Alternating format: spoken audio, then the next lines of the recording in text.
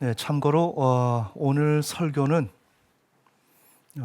최대한 간단하게 하려고 했는데 이 문제가 상당히 중요한 문제라는 것, 그래서 제가 간단하게 할 수가 없었습니다. 그래서 자꾸만 하다 보니까 원고가 확장이 되는데 설교 단위에 서 있지만 저한테는 이 설교 원고가 충분히 마음에 들지는 않습니다.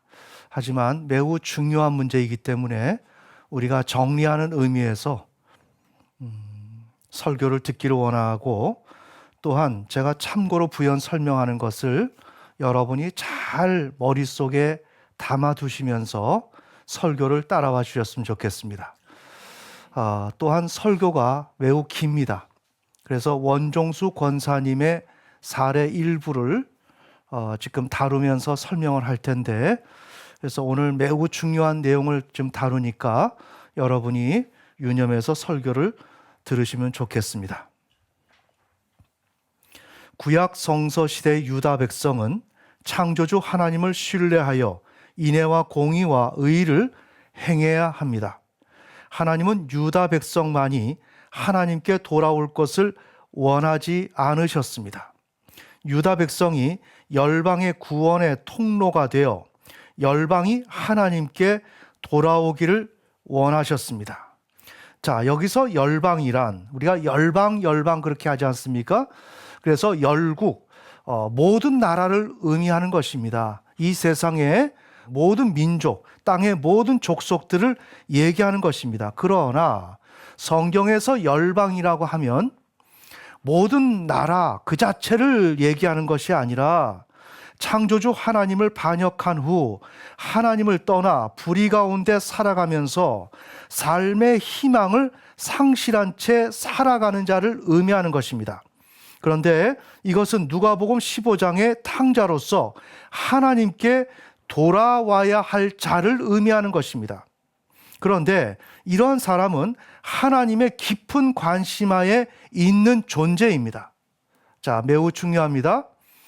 열방이라고 해서 모든 나라, 모든 민족들을 얘기하는 것이 아니라 그 중에서도 하나님께 돌아와야 할 자, 나중에 말씀드리지만 남은 자를 얘기하는 것입니다.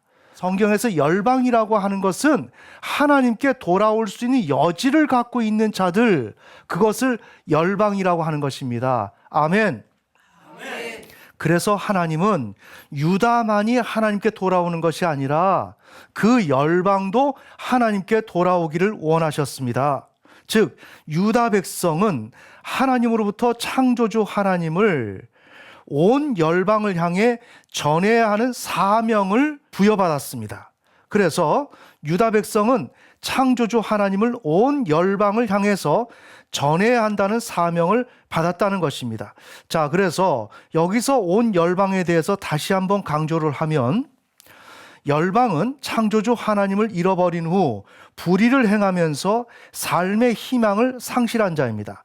그런데 오늘 우리 본문 이사야 29장 19절은 그런 자를 가난한 자, 겸손한 자로 지칭을 합니다. 가난한 자, 겸손한 자, 즉 가난한 자, 겸손한 자란 세상의 기득권에서 소외된 자들입니다. 매우 중요합니다.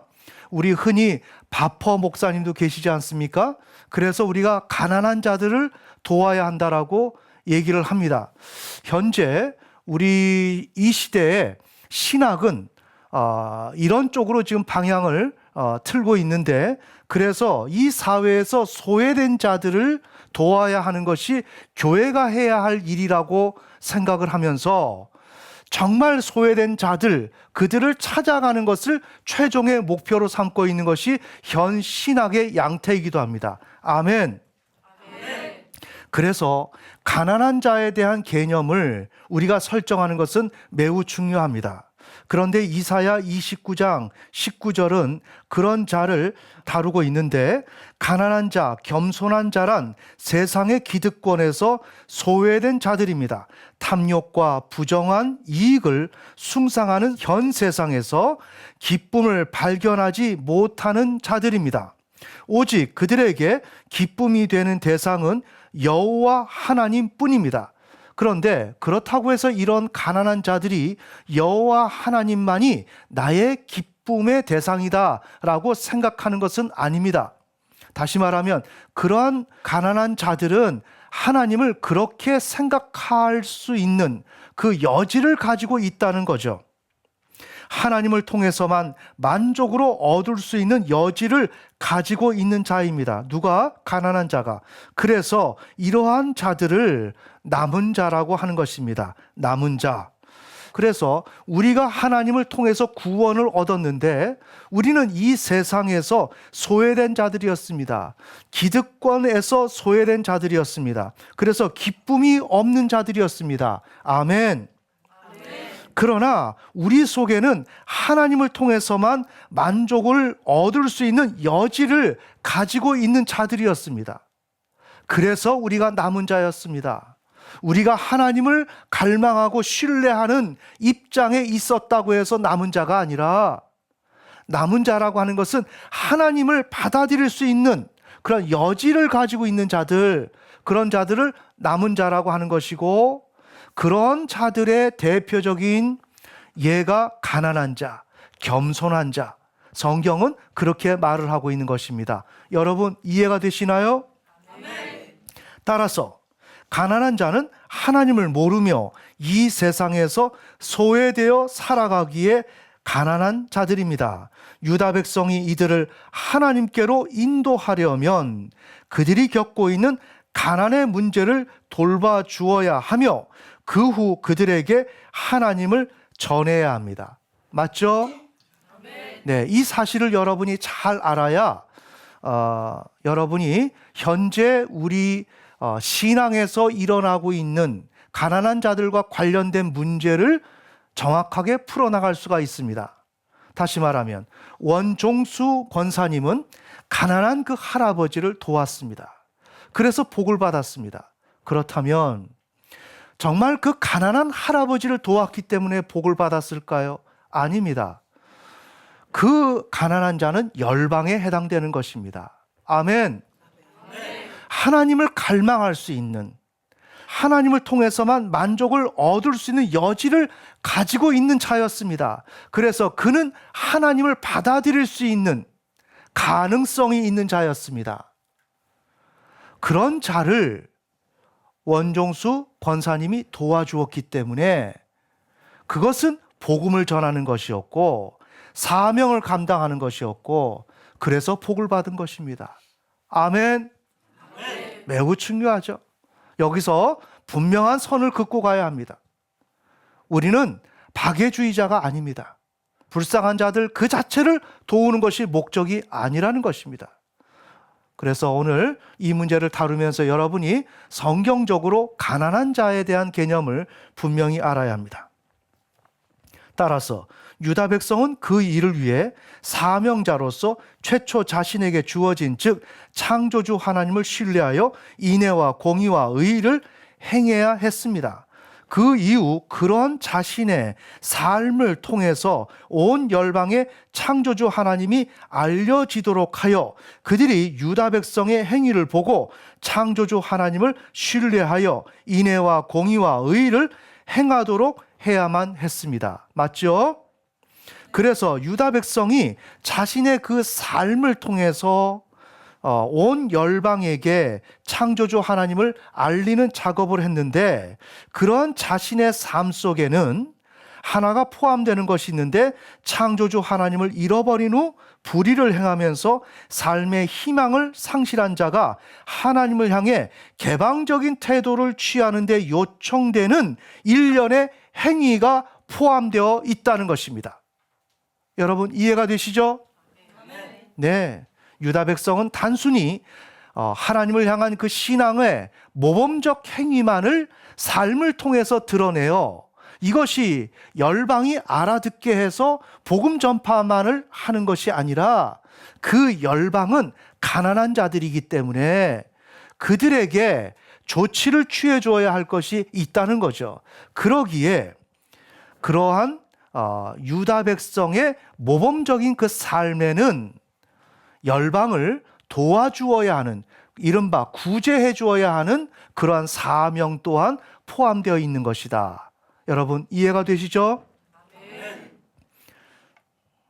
자, 참 이런 설명을 하고 나니까 지금 설명이 다 된 것 같은데 그래도 우리가 이 사실을 정리를 해야 됩니다. 앞으로 여러분이 복음을 전하려고 하면 말씀이 여러분 안에 체계적으로 정립되어 있어야 됩니다. 이것이 없으면 나 개인의 신앙도 안 되고 복음 전파를 할 수가 없습니다. 아멘. 아멘. 자, 그래서 유다 백성은 자신의 삶을 통해서 온 열방의 창조주 하나님이 알려지도록 하여 그들이 유다 백성의 행위를 보고 창조주 하나님을 신뢰하여 인애와 공의와 의를 행하도록 해야만 했습니다. 자, 여기서 강조를 합니다. 유다 백성은 자기를 부인하고 창조주 하나님을 신뢰하며 인애와 공의와 의를 행하여 그런 자신들의 삶이 빛이 되어 열방이 하나님을 알게 되어 하나님께 돌아오게 해야만 했습니다. 이와 같은 삶은 매우 힘들고 어려운 것입니다.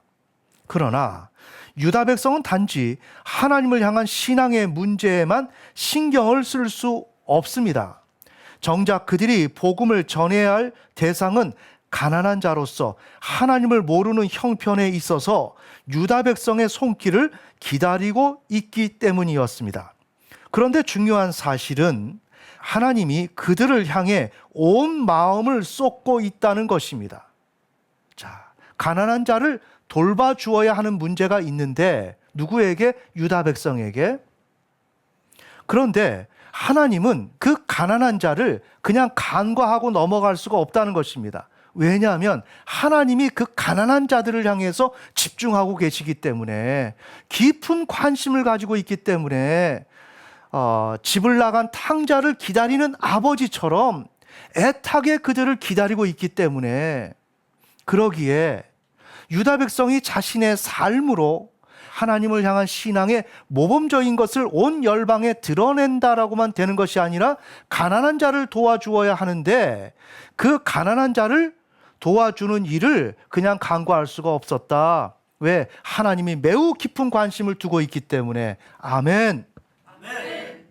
따라서 유다 백성이 창조주 하나님을 신뢰하여 인애와 공의와 의를 행하는 삶을 살아가려고 한다면 그 일을 행하는 것은 물론 가난한 자들을 돌보는 일 또한 하나님을 신뢰하는 무게로 다루어 나가야만 했다는 것입니다.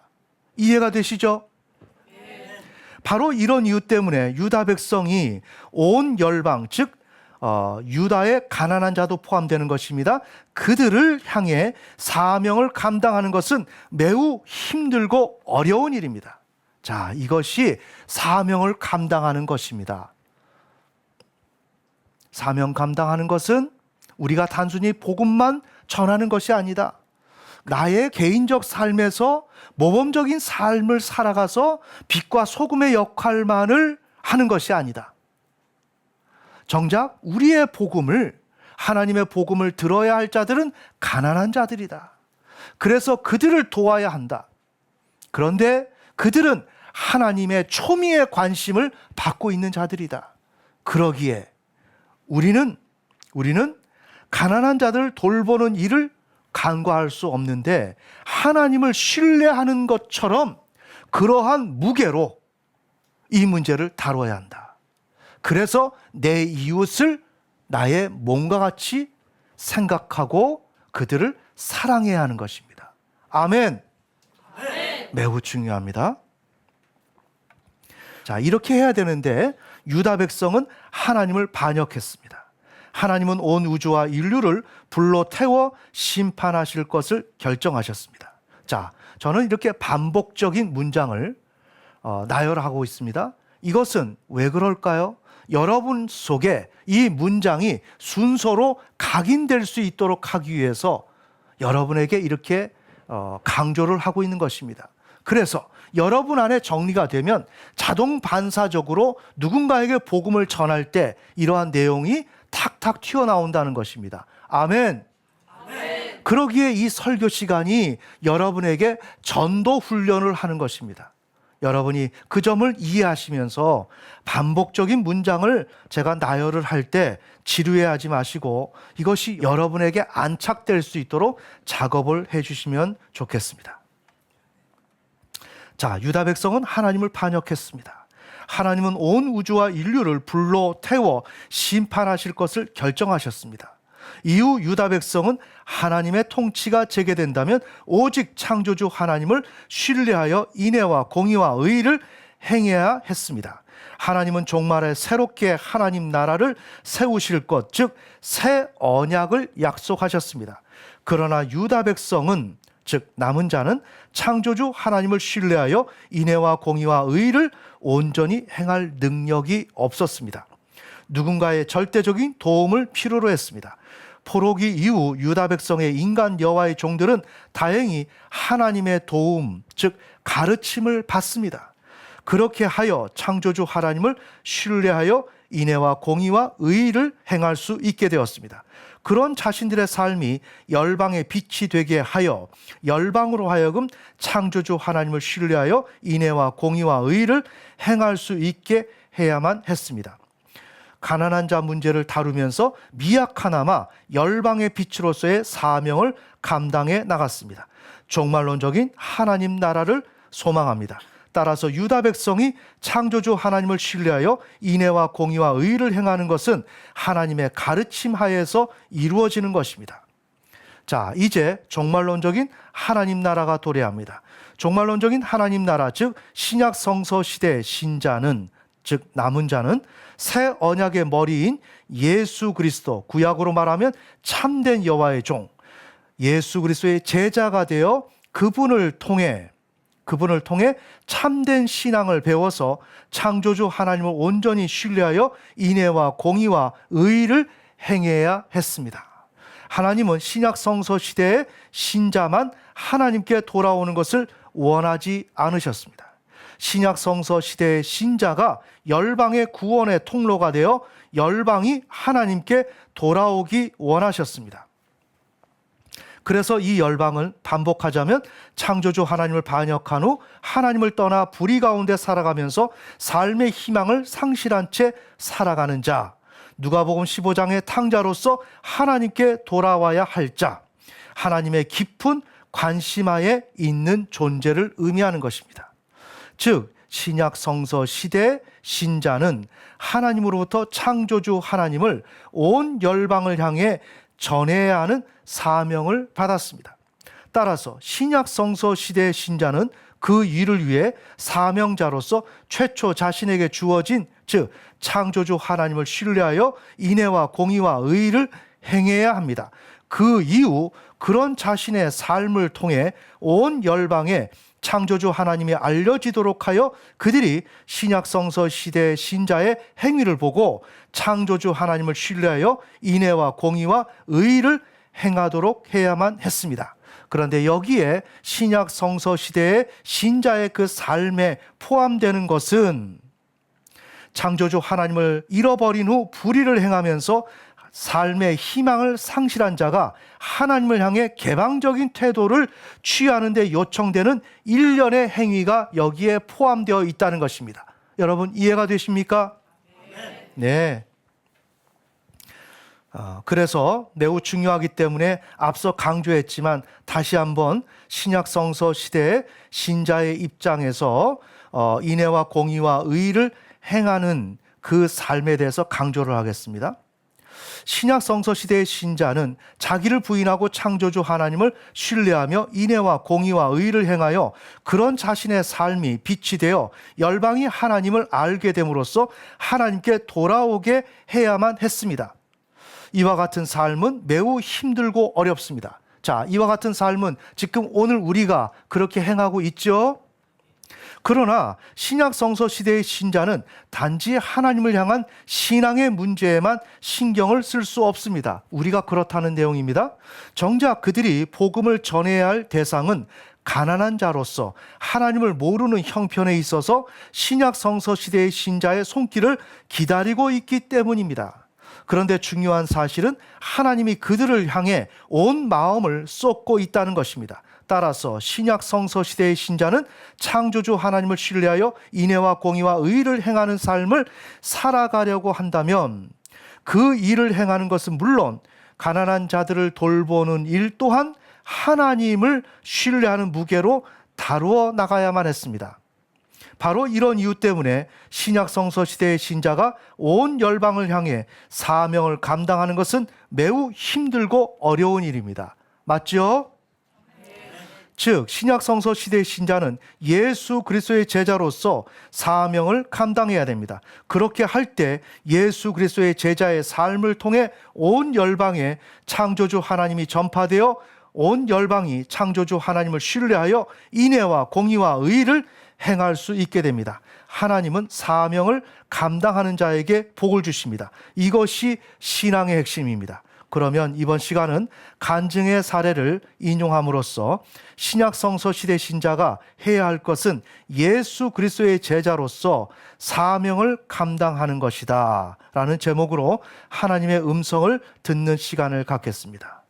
자, 이렇게 길게 얘기했는데 이것이 들어가는 말이었습니다. 그러니 오늘 설교가 매우 긴 편입니다. 자, 오늘 지금 간증 사례 일부를 다루도록 하겠습니다. 다음의 내용은 원종수 권사님이 간증한 내용입니다. 부족한 저는 1951년에 충청남도 대평리에서 전쟁 중에 태어났습니다. 저희 어머니는 세 자매를 낳으신 후에 기다리고 기다리던 막내 아들을 낳으셨습니다. 제가 그 막내 아들입니다. 아버지께서는 전쟁에 참전하셨고 참전 이후에는 사업이 잘 되지 않으셨습니다. 그 후 결핵성 뇌척수 막염으로 돌아가셨습니다. 저는 어머니를 의지하며 성장했습니다. 저는 늘 어머니의 기도 소리에 잠을 깼습니다. 지금 제가 40세가 넘었지만 어머니의 기도 소리는 아직도 귀에 쟁쟁합니다. 자, 여기서 우리가 어머니가 기도하는 것이 무엇인지에 대해서 잠시 정리하겠습니다.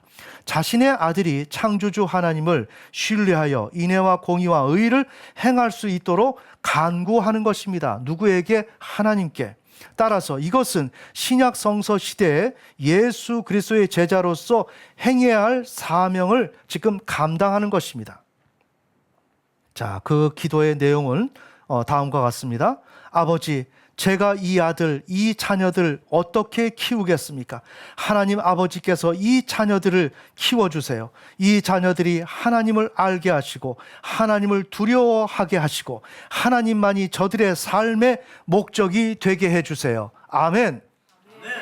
원종수 권사님 어머니는 이러한 신앙을 가졌고 이것이 자녀에게 전달되기를 원했습니다. 그러니까 이것은 작게 보았을 때 하나의 열방에 속하는 거죠. 그래서 원종수 권사님의 어머니는 예수 그리스도의 제자로서 사명을 감당하고 있었습니다. 어떻게? 자신의 아들이 창조주 하나님을 신뢰할 수 있도록 그리고 인애와 공의와 의를 행할 수 있도록 이것을 간구한 것입니다. 그런데 이러한 용어를 사용하지 않죠. 그러나 이 용어를 사용하지 않는다 할지라도 이러한 의미를 함축하고 있다는 것입니다. 그럼에도 불구하고 이러한 설교에서 나오는 이러한 내용이 우리에게 잘 정리가 되어 있어야 됩니다. 아멘. 그렇지 못하면 이러한 중요한 내용들을 우리는 간과하고 막연한 신앙생활을 하게 되기 때문입니다. 자, 그래서 원종수 권사님의 어머니는 예수 그리스도의 제자로서 사명을 감당하고 있었다. 자, 이것을 잘 보셔야 됩니다.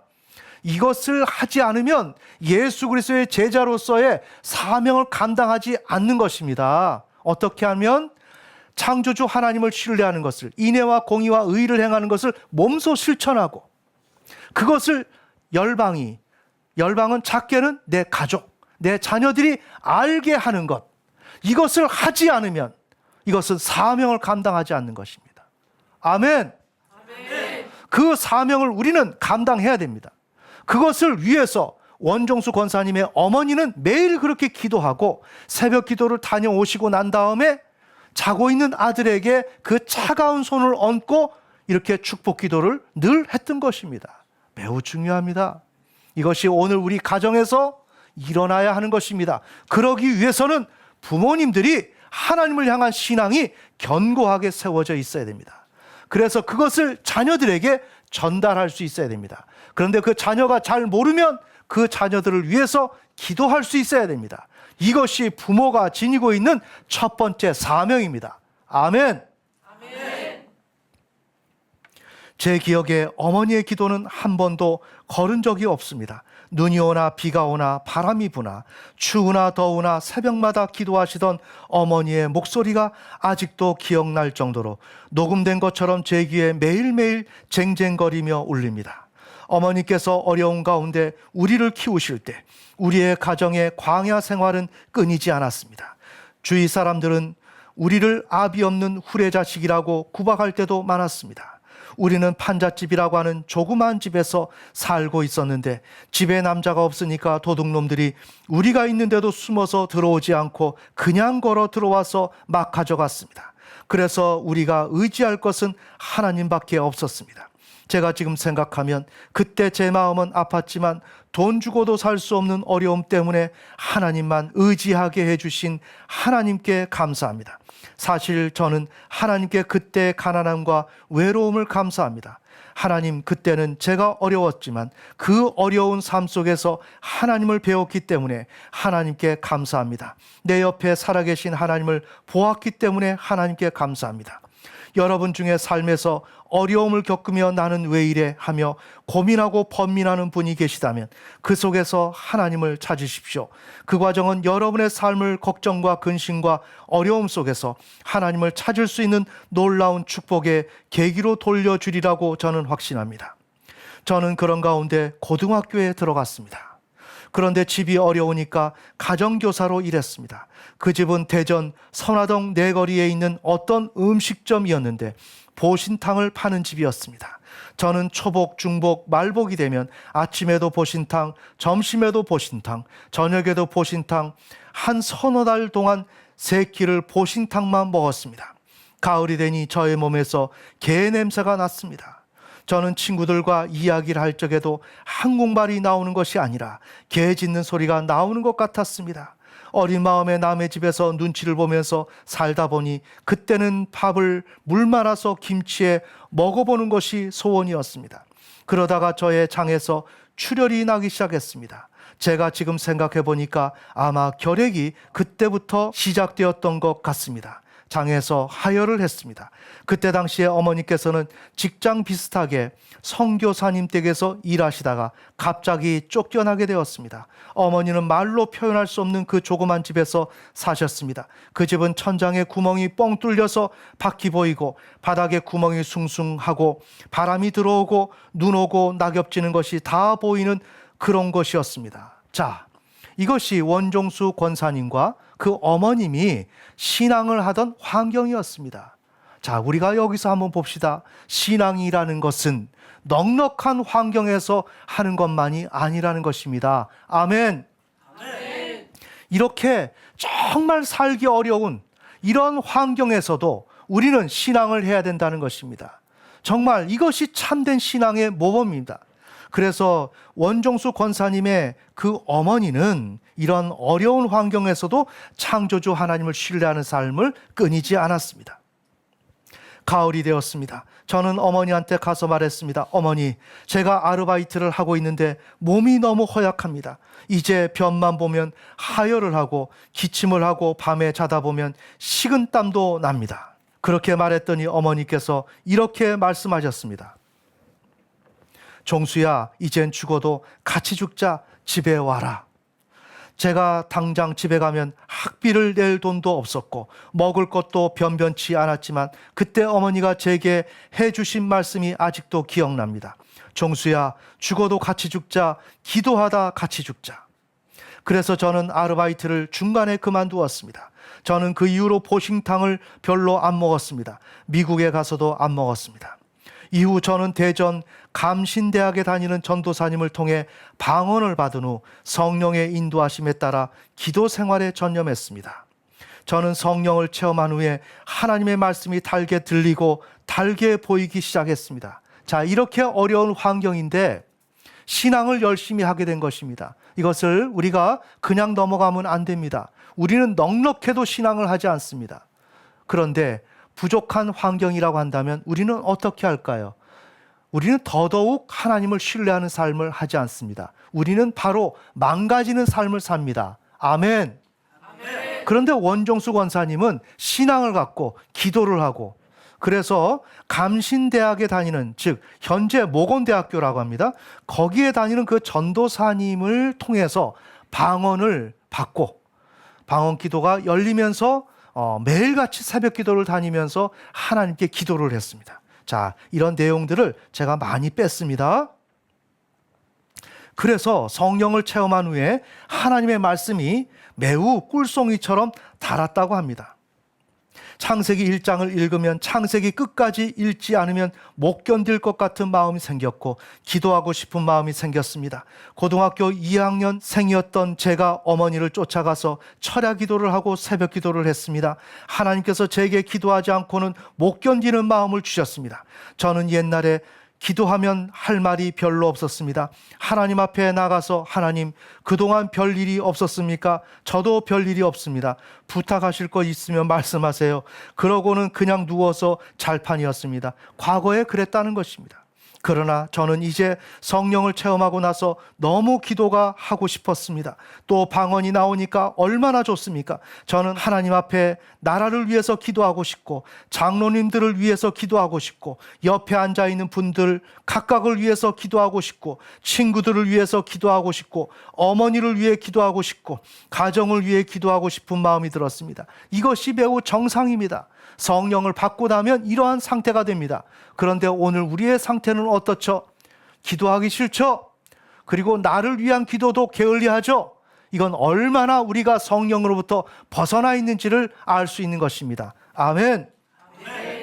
그러다 보면 기도하는데 4-5시간이 지나갔습니다. 그러면 저는 새벽 기도를 하고 집에 돌아오곤 했습니다. 그때 제가 한 달 동안 철야 기도를 했는데 하루는 철야 기도가 끝난 다음에 하나님께서 저에게 처음으로 마음에 다가오는 것보다는 정말 들리는 음성으로, 귀에 들리는 음성은 아니지만 내 마음에 들리는 음성으로 저에게 말씀하셨습니다. 하나님이 보시기에도 제가 기특하셨나 봅니다. 제가 하나님이라도 그럴 것 같습니다. 그 어린아이가 눈물 콧물 흘리며 회개하고 하나님이 좋다고 매일 밤 나와서 기도하는데 우리 같은 사람도 마음이 동할 텐데 하나님께서 얼마나 좋으셨겠습니까? 하나님께서 저에게 처음으로 그런 말씀을 하십니다. 종수야, 너가 무엇을 원하느냐? 너가 무엇을 원하느냐? 아멘. 저는 처음으로 그 음성을 들었습니다. 그때가 1967년입니다. 제가 어릴 때였지만 그때 내 뇌리에 박히는 하나님의 귀한 음성이 제 삶을 바꿔놓았습니다. 그 음성이 아직도 제 귀에 들리는 듯합니다. 종수야, 너가 무엇을 원하느냐? 저는 생각할 이유도 없이 하나님, 저는 돈이 필요합니다 라고 하는 말을 하려고 하는데 그 말이 안 나왔습니다. 저의 입에서 돈이 필요하다는 말 대신 주일학교 선생님이 가르쳐 주신 솔로몬의 이야기가 나왔습니다. 솔로몬은 하나님의 질문에 하나님께 지혜를 간구했습니다. 그랬더니 하나님께서 솔로몬에게 돈도 주시고 명예도 주셨습니다. 그래서 저도 기왕에 간구하는 것인데 솔로몬처럼 해보자 이런 생각을 했습니다. 그때 순간적으로 주일학교 선생님의 말이 떠올랐습니다. 그분은 길 선생님인데 그분이 길이요 진리였습니다. 길명주 선생님 혹시 여기 계십니까? 그분께서 가르쳐 주시는 그 성경 구절이 생각납니다. 어릴 때 심어놓은 성경 말씀은 급할 때 턱턱 나오는 것 같습니다. 그분이 솔로몬 이야기를 아마 몇 주 전에 말씀해 주셨을 것입니다. 그래서 저는 하나님께 이렇게 말씀을 드렸습니다. 하나님, 저에게 지혜를 주십시오. 그렇지만 돈도 결코 잊지 마십시오. 저는 하나님께 알았다 하고 가시기 전에 미리 말씀을 드렸습니다. 그러고 가만히 기다렸습니다. 제 마음속에 하나님께서 저를 부르셨다는 것은 추워도 의심할 여지가 없었습니다. 그래서 엎드리고 기다리고 있었습니다. 지금 하나님이 이제 지혜를 주신다고 말씀하셨으니까 지금 지혜를 주실 줄 알고 엎드려서 기다리고 있는 것입니다. 그런데 지혜와 돈이 와야 하는데 엎드려 있어도 아무 소식이 없었습니다. 30분이 지나도 소식이 없었습니다. 저는 그때 어린 마음에 정말 누가 와서 제 머리를 탁 칠 줄 알았습니다. 그러면서 지혜가 뭔지 모르지만 뭐가 확 들어오는 줄 알았는데 아무런 소식이 없었습니다. 그래서 옷을 턱턱 털고 일어나면서 이런 말을 했습니다. 아직까지도 그 말을 잊지 못합니다. 하나님도 싱거우셔라. 모처럼 만에 오셔서 그렇게까지 얘기해 놓으시고 아무 표적이 없어요.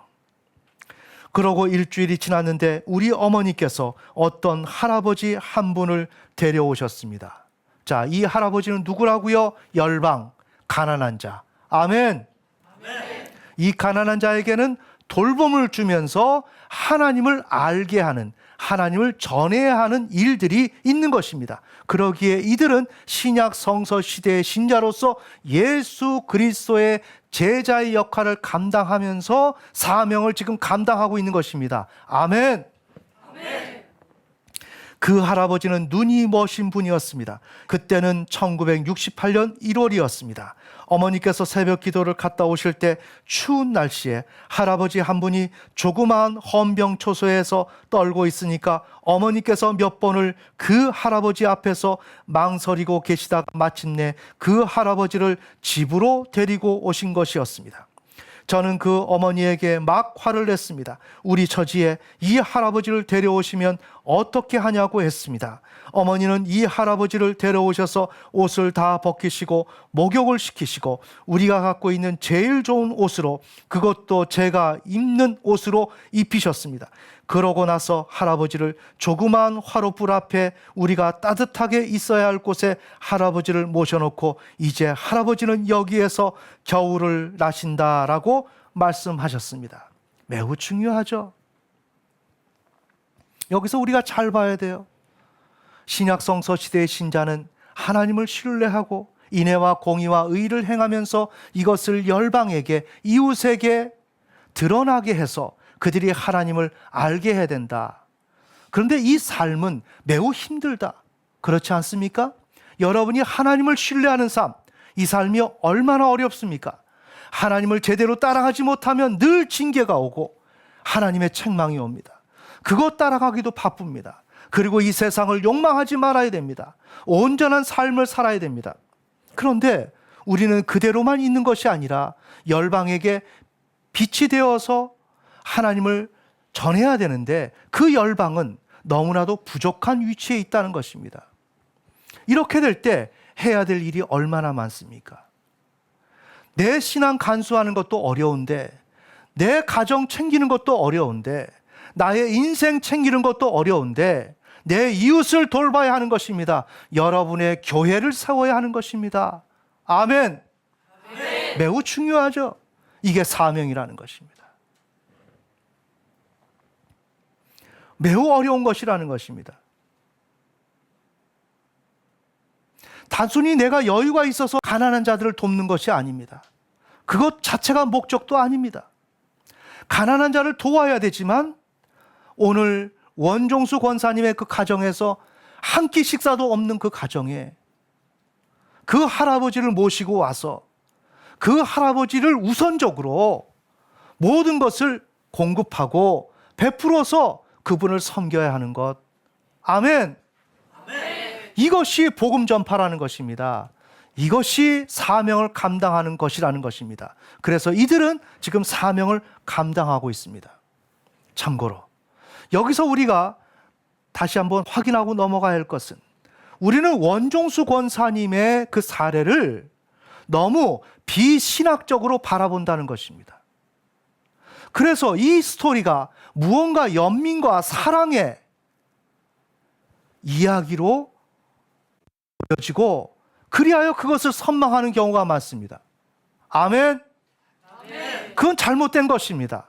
모든 것은 성경 앞으로 가져와야 하는 것입니다. 성경의 이야기를 들어야 하는 것입니다.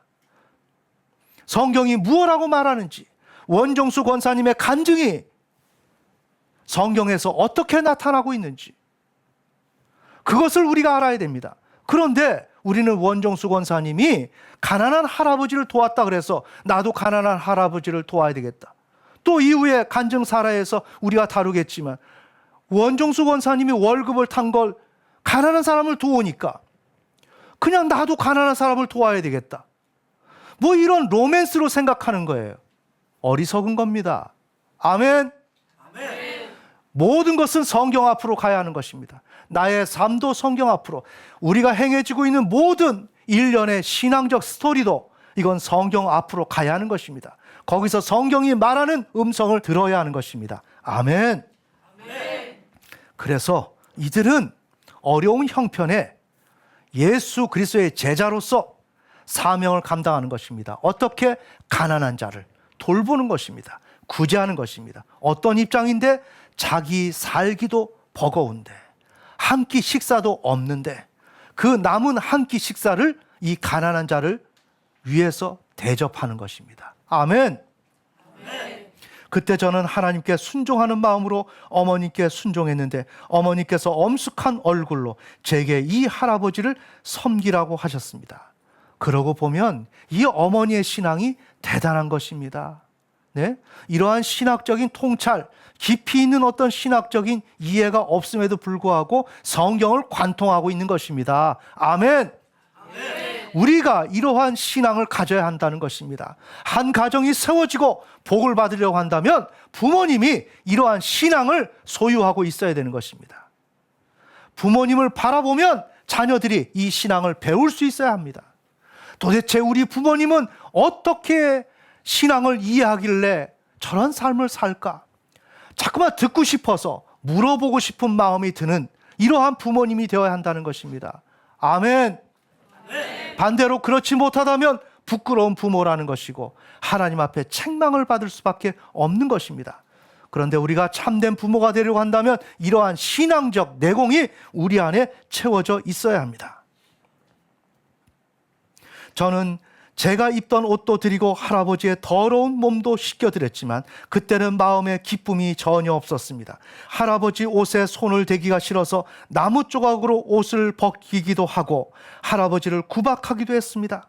그러면서 일주일이 지났습니다. 저는 제 삶 속에서 영원히 그 할아버지의 모습을 잊은 줄 알았습니다. 그런데 제가 간증 집회를 처음 시작할 때 사실 간증 집회도 아니었습니다. 그때 제가 대학생들에게 설교를 하려고 갔을 때 하나님께 하나님, 제가 이 사람들에게 무슨 간증을 해야 되겠습니까? 라고 말하니까 하나님께서 너는 이것을 이야기하라고 하셨습니다. 그러면서 하나님께서 환등기, 그 영사기처럼 5가지 장면을 보여주셨습니다. 첫 번째 장면으로 제가 싫어하는 모습으로 할아버지의 옷을 벗기고 목욕을 시켜드리는 장면을 제 눈에 보여주시면서 하나님께서 저에게 말씀하십니다. 종수야, 그게 나였다. 그게 나였다. 나는 누구죠? 예수 그리스도. 아멘. 종말론적인 하나님 나라, 즉 새 언약의 머리로서 남은 자들이 구원받기를 원하는, 정말 집을 나간 그 탕자를 기다리는 그 아버지의 마음을 그대로 가지고 계신 우리 주 예수 그리스도, 그분이 이렇게 안타까워하고 계시다는 것입니다. 아멘. 자, 여러분 잘 보셔야 됩니다. 그래서 자꾸만 우리 원종수 권사님의 간증에서는 가난한 자가 예수 그리스도와 등치가 됩니다. 그러면 이 등치가 되는 것이 어떠한 신학적인 의미에서 이루어지는지를 여러분이 볼 수 있어야 하는 것입니다. 아멘. 그때 하나님께서 저에게 5가지 장면을 보여주신 것이 사실은 저의 간증이 되었습니다. 제가 은혜의 교회에 가서 간증한 것이 테이프로 만들어져서 제가 한국에 왔을 때 갑자기 이런 사람이 되었는데 사실은 그렇게 훌륭한 사람이 아닙니다. 억지로 했다는 것입니다. 지금 현재 여러분이 사명을 감당하기 위해서 억지 춘향으로 여러분이 따라가는 경우가 많습니다. 그래도 하나님은 그것을 기쁘게 받아들이십니다. 아멘. 내 삶 속에서 예수님이 걸어오셨을 때 제 영의 눈이 그때 잠깐 오라서 우리 어머니의 영이 눈이 오라서 비록 우리가 삶은 어려웠지만 춥고 배고픈 몸으로 터벅터벅 걸어오신 그 예수님을 영접했기 때문에 이렇게 등치가 되고 있죠. 가난한 자와 예수 그리스도가 등치가 되고 있죠. 이것을 여러분이 신학적으로 잘 이해하면서 넘어가야 합니다. 그 예수님을 대접했기 때문에 제가 이 자리에 섰다고 생각합니다. 저는 다 잊었는데 하나님께서 보여주실 때 그 영사기가 보여주는 장면에서처럼 제가 할아버지 옷을 나무떼기로 벗길 때 할아버지가 찡그리는 모습이 보입니다. 제가 어찌나 창피했던지 예수님께 이렇게 말씀을 드렸습니다. 그분이 예수님이셨다라면 진작 말씀하시지요. 그렇다면 제가 더 잘 대접해 드렸을 텐데요. 그때 주님의 음성이 들렸습니다. 종수야, 내가 그렇게 배가 고프고 그렇게 춥고 그렇게 떨릴 때 새벽 기도를 끝낸 많은 사람들이 거룩한 모습으로 성경책을 들고 내 옆을 지나갔지만 아무도 나를 돌아보는 사람이 없었다. 그들 손에는 성경책이 들려 있었고 나는 그들에게 어떤 기쁨이 있었는지 알고 있었지만 내가 춥고 배고플 때 나를 돌아보는 사람은 없었단다. 그렇지만 배고픈 과부인 너 어머니가 자기에게 있는 모든 것으로 나를 따뜻하게 해주었단다. 자기가 가진 모든 것으로 나를 배부르게 해주었단다. 그 과부의 조그만 동전 한 입이, 그 조그만 정성이 예수님의 마음을 움직였던 것 같습니다. 그때 예수님께서 내 심령에 이런 말씀을 주셨습니다. 종수야, 너희 어머니의 그 따뜻함에 내가 너 가정이 배고프지 않게 해주마. 자, 이제 사명을 감당하니까 축복이 오는 것입니다. 매우 중요합니다. 지금 저는 그때 그 할아버지를 그냥 모른 척하고 지나갔더라면 어떻게 됐을까 하는 생각도 해봅니다. 할아버지를 집에 모셔놓고 일주일 뒤에 저에게 놀라운 일이 일어났습니다. 자, 그래서 할아버지를 집에 모셔드렸는데 일주일이 되면서 놀라운 기적이 나타나기 시작했다는 것입니다. 제가 새벽 기도를 마치고 자리에 누워 있는데 손끝에 로마서가 닿았습니다. 성경이 닿았다는 것입니다. 그래서 성경 중에 로마서가 닿았다는 것입니다. 로마서 복음이 손에 닿아서 여러분이 로마서 복음이 제 눈에 들어오기 시작하는데 1장에서부터 16장까지 대략 30분 만에 다 읽어버렸습니다. 은혜를 받고 나서 하나님의 말씀을 보니 말씀들의 그 줄들이 쭉 달려 이어져 보였던 것입니다. 이렇게 하나의 줄로 연결된 것처럼 계속 그렇게 이어져 보였다는 것입니다. 그러고 나니까 로마서를 또 읽고 싶어서 2번을 읽었습니다. 그 말씀이 마음속에서 얼마나 단지요, 입에 얼마나 단지요. 그러고 나서 저는 학교에 가려고 성경을 덮었습니다. 이제 성경을 덮었습니다. 그때 당시에는 제가 버스비가 없어서 워커를 신고 터벅터벅 대전고등학교까지 걸어갔습니다. 아침에 한 20분만 걸어가도 허기가 집니다. 그런데 제가 그날 학교 가는 길에 지나가면서 2층 집에 있는 간판을 보는데 간판이 안 보이고 로마서가 보였습니다. 자, 간판이 보여야 하는데 로마서가 보였습니다. 눈을 감아도 보이고 눈을 떠도 보이기에 아마 내가 배가 고파서 현기증이 나서 그런가 보다 생각하고 머리를 흔들어 보았습니다. 그랬더니 로마서의 복음의 페이지가 쫙 넘어가는 것입니다. 머리를 흔드니까 로마서 페이지가 넘어가는 것입니다. 이렇게 머리를 이쪽으로 돌리면 로마서 5장도 보이고 이쪽으로 돌리면 로마서 3장도 보이고 저쪽으로 보면 로마서 12장도 보였습니다. 저는 아주 큰 문제가 일어난 줄 알았습니다. 문제가 일어나긴 일어났습니다. 눈을 떠도 로마서가 보이고 감아도 보이는 것입니다. 저는 학교에 가서 이것이 보통 문제가 아니구나. 집에 가면 어머니께 이야기를 드려서 병원에 가야 하겠다라고 생각을 했습니다. 이러다가 정신이 도는 것 같았습니다. 밤새 철야기도 하고 새벽기도 하고 겨우 밥을 먹고 가니까 그렇게 될 것 같기도 했습니다. 제가 학교에 가니 물리 선생님이 저를 부르셨습니다. 선생님이 아침 조회 시간에 출석부를 다 부르시고 첫 수업 시작하기 전에 저를 부르셔서 제가 갔더니 선생님께서 저에게 성적표를 보여주셨습니다. 제 성적이 480명 중에서 350등이었습니다. 선생님의 모습이 심각했습니다. 제 성적은 늘 그렇게 잘하면 100등, 못하면 300등을 왔다 갔다 했습니다. 저는 300등이나 350등이나 별로 차이가 없다고 느꼈는데 350등이 넘어가니까 선생님께서 걱정하시면서 제게 외아들이 이러면 되겠냐라고 말씀하셨습니다. 저는 우리 어머니를 생각하니까 그 말이 참 마음이 아팠습니다. 그러면서 선생님의 방을 나오는데 제 마음속에서 이런 질문이 나왔습니다.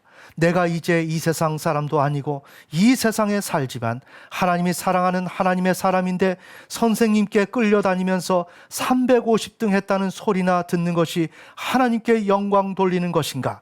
아니면 적어도 10등 안에 드는 것이 하나님께 영광 돌리는 것인가? 적어도 공부를 잘해서 선생님께 끌려다닐 정도는 되지 말아야 하지 않겠는가? 그러니까 제 마음속에서 성령님께서 야, 그걸 질문이라고 하느냐라고 하시면서 대답도 안 하셨습니다. 저는 하나님께 이렇게 말했습니다. 하나님, 제가 공부를 안 하고 기도만 하는데 그것이 되겠습니까? 이제 철야기도 하는 것은 그만두고 어머니와 새벽 기도만 가겠습니다. 그러고서 제가 마음에 응답을 받았습니다. 이제 공부하자. 그 전에 저는 집에 가면 밴드 나팔 불고 주일학교 고등부에 가서 매일 살았습니다. 그것도 그만두고 이제는 공부하기로 작정했습니다. 그래서 학교 갔다 오면 그날 공부한 것을 복습했습니다. 두세 번 읽고 노트 정리도 새로 하고 내일 공부할 것도 예습했습니다. 그런데 하나님께서는 제가 책과 노트를 보더라도 꼭 2번씩 보게 하셨습니다. 공부하면 꼭 2번씩 보도록 했다는 것입니다. 그러면서 저는 공부한 내용을 깨끗이 정리해 놓았습니다. 또한 제게 자신감이 생겼습니다. 옛날 같으면 저는 책을 2-3번 읽어도 머리에 확 잡히는 내용이 없었는데 이제는 내용이 확 잡히고 공부하기가 재밌었습니다. 앉으면 다른 것이 생각나지도 않았습니다. 잡념이 안 생긴다는 것입니다. 그래서 이렇게 공부하는 것은 하나님이 붙잡아 주어야 하는 것입니다. 아멘. 인간의 생사화복을 주관하시는 분은 누구다? 우리 하나님이다. 내가 살고 죽고 우리가 복을 받느냐 화를 입느냐 이 모든 것은 하나님에게 달려있다는 것입니다.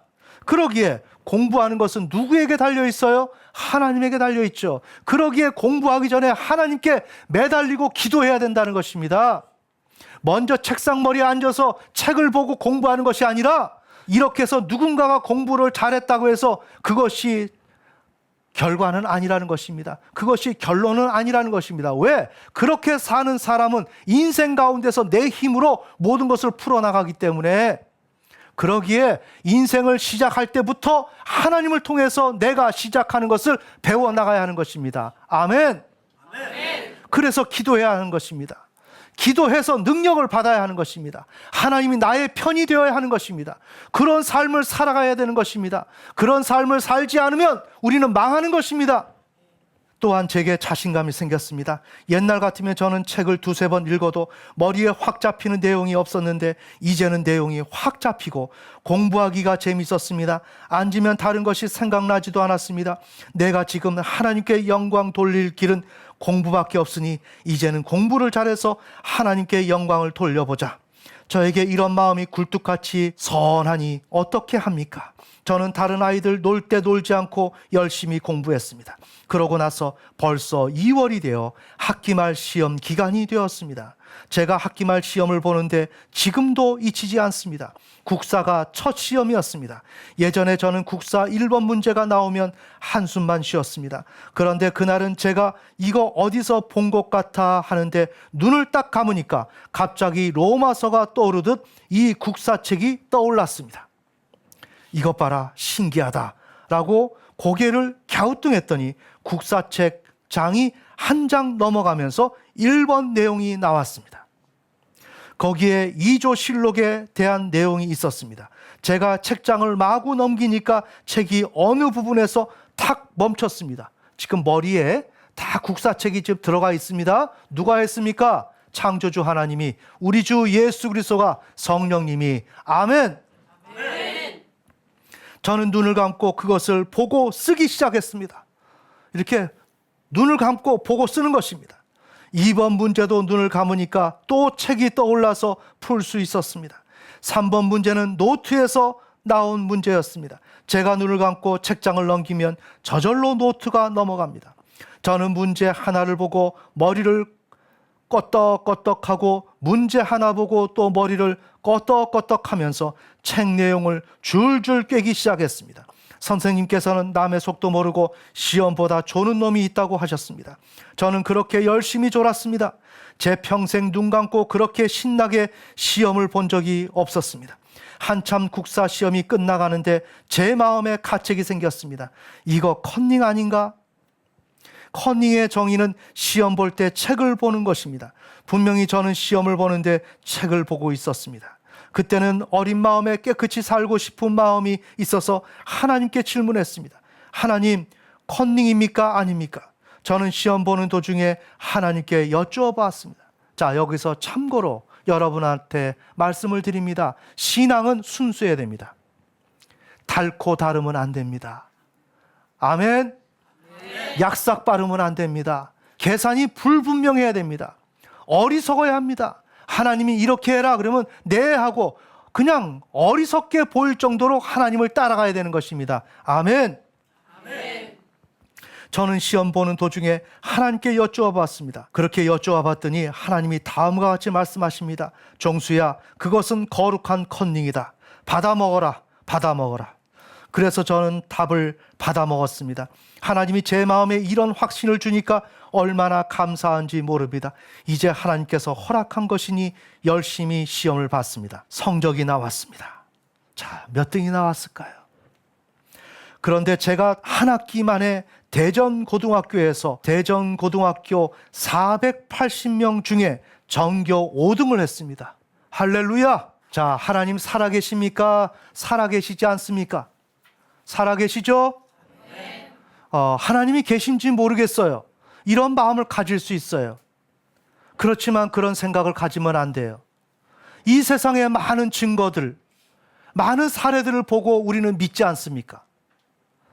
오늘 우리 교회에서 하나님의 말씀을 증거하고 또한 이런 간증 사례를 소개하면 여러분은 이것이 믿음직스러우면 믿어야 하는 것입니다. 그래서 이런 사례를 통해서 나도 그 하나님을 믿게 되는 것입니다. 믿음이라는 것은 바로 이렇게 들어가는 것입니다. 아멘. 이런 사례를 놓치지 말라는 것입니다. 하나님을 여러분 젊은 나이에 있어서는 논증하고 싶어하고 증명하고 싶어하는 동기가 일어날 수 있습니다. 일어날 수 있습니다. 그러나 그것은 무모한 일입니다. 하나님은 무한한 존재이십니다. 우리는 유한한 존재입니다. 우리가 유한한 존재이기에 이 유한의 세계 속에서 취할 수 있는 도구와 검증의 방식은 어떻겠습니까? 유한입니다. 맞습니까? 무한이 아닙니다. 그래서 인간은 하나님을 검증할 수 없습니다. 단지 인간은 하나님을 체험할 뿐입니다. 그리고 그 말씀을 우리가 믿을 뿐입니다. 아멘. 오늘 하나님이 이렇게 원정수 권사님에게 체험된 것을 원정수 권사님이 말을 하고 있습니다. 그러면 우리는 이 사실이 믿어온지 안 믿어온지를 판단하면 될 것입니다. 믿었다 이렇게 되면 하나님이 검증된 것입니다. 하나님이 살아계신다는 것이 검증된 것입니다. 그렇게 해서 믿는 것입니다. 그렇게 믿다 보면 하나님이 내 안에서 역사하십니다. 내 안에서 역사하시면 그때 내가 더 믿어지는 것입니다. 부인할 수가 없습니다. 즉 우리는 유한의 도구로서 하나님을 검증하는 것이 아니라 하나님을 먼저 믿으면 그분이 내 안에서 역사하실 때 그 역사하시는 하나님을 통해서 내가 하나님을 믿게 된다는 것입니다. 아멘. 아멘. 여러분이 이 사실을 잊으면 안 돼요. 그래서 특별히 청년 여러분들 하나님을 검증하거나 확인하려고 하는 작업을 하지 마시고 먼저 하나님이 계신다면 저에게 나타나 주세요. 말씀해 주세요. 은혜를 주세요. 겸손한 마음으로 이런 신학적인 입장에서 하나님 앞에 나아가야 하는 것입니다. 그러면 하나님이 여러분에게 나타나시고 하나님을 보여주실 것입니다. 그제서야 여러분은 하나님을 믿게 되는 것입니다. 아멘. 아멘. 자, 그래서 대전고등학교 480명 중에 전교 5등을 했습니다. 하나님의 기적과 같은 놀라운 은총으로 선생님도 깜짝 놀라셨습니다. 선생님이 저를 부르셨습니다. 이번에는 저에게 어떻게 그렇게 된 거냐고 질문하셨습니다. 저는 물리 선생님께 그 자초지종을 말씀드릴 수 없었습니다. 제가 죽을 것 같아서 기도하다가 전도사님이 오셔서 방언받으라고 하셨고, 그러다가 철야 기도를 하다가 하나님께서 답을 불러주셔서 이렇게 되었다는 그 이야기를 할 수 없었습니다. 그냥 어떻게 하다 그렇게 됐습니다라고 말했습니다. 그랬더니 선생님이 제 등을 툭툭 쳐주셨습니다. 저는 교무실을 나오는데 마음에 평안함이 없었습니다. 하나님, 왜 하필 5등입니까? 저는 기왕이면 1등을 하고 싶은 마음이 생겼습니다. 그랬더니 하나님께서 성적표를 한번 보라고 하셨습니다. 제가 성적표를 보니까 점수들이 99점, 어떤 건 100점도 맞았는데 수학이 30점이었습니다. 제가 시험을 볼 때 생각해 보니까 그럴 수밖에 없었습니다. 시험 문제를 보고 책을 아무리 넘겨도 수학 책에는 답이 없었습니다. 수학 문제는 책에 있는 문제가 그대로 나오는 것이 아니라 응용 문제였기 때문이었습니다. 제가 아무리 수학 책에서 응용 문제를 찾아봐도 나오지 않았습니다. 저는 그때부터 다른 과목들은 2번씩만 읽으면 다 잘 될 거라고 생각했습니다. 전에는 시험 보러 갈 때 책을 한 번도 안 읽고 갔는데 이제 2번씩 읽으니 공부 시간이 많이 걸렸습니다. 여러분, 시험 공부할 때 책을 2번 보고 시험 치는 사람이 몇이나 있습니까? 저는 열심히 공부했습니다. 빨리빨리 2번 파놓으면 성령님께서 인을 쳐주시는 것 같았습니다. 그렇게 하고 별도로 수학 공부를 열심히 했습니다. 그래서 3학년 올라가서부터 수학도 잘하게 되었고, 대전고등학교를 몇 등으로 졸업했다? 수석으로 졸업했다. 아멘.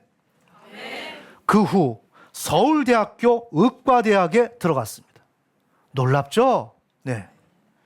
서울대학교 의과대학은 1등으로 들어가지는 못했는데 이번에도 수학이 문제였습니다. 그런데 나중에는 서울대학교 의과대학을 수석으로 졸업합니다. 나중에 하나님께서 너는 의사가 되되 돈 계산하지 말라라고 수학을 못하게 하신 것 아닌가라는 생각을 하게 됩니다. 여러분, 오늘 사례 잘 들으셨죠? 네, 우리는 신약 성서 시대의 신자로서 창조주 하나님을 신뢰하고 인애와 공의와 의를 행해야 됩니다.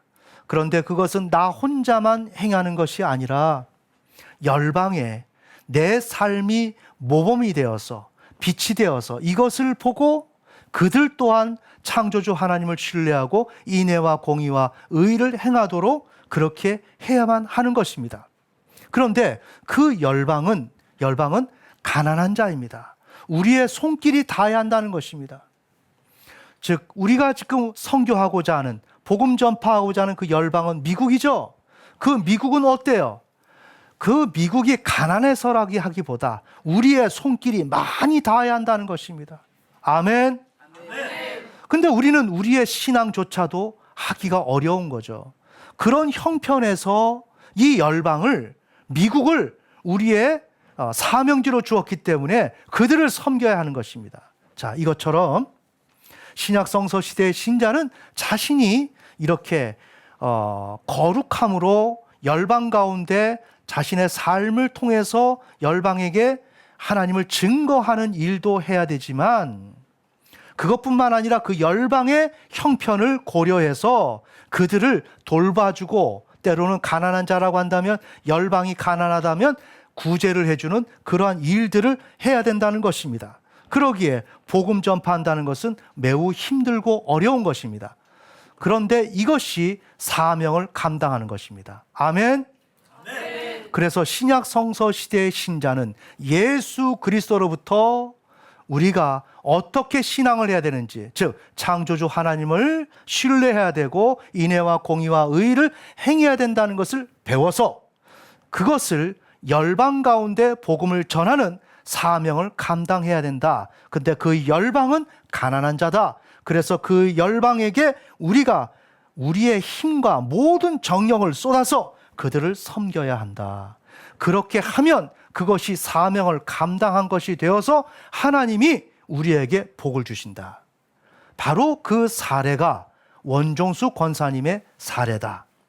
그래서 원종수 권사님의 그 사례는 이러한 가운데서 그 가난한 자인 그 할아버지를 향해서 복음을 전한 것이었습니다. 이렇게 했더니 하나님께서 원종수 권사님 가정에게 복을 주셨고 그 길로 그 가정은 불같이 일어났습니다. 아멘. 매우 중요합니다. 자, 오늘 이 사례를 다뤘는데 여기서 우리가 취해야 할 것이 많이 있다고 생각합니다.